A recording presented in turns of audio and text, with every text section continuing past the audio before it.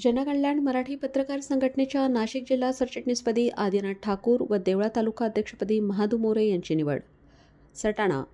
अध्यक्ष सोनवणे यांनी बोलताना असं सांगितले की पत्रकारांनी एकनिष्ठेने व सर्वसमावेशक सर्व बाजू समजावून पत्रकारिता करावी.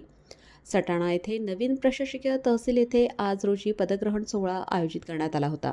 हा सोहळा संघटनेचे संस्थापक अध्यक्ष संतोष जाधव व ज्येष्ठ समाजसेवक अरविंद सानवणे यांच्या अध्यक्षतेखाली पार पडला.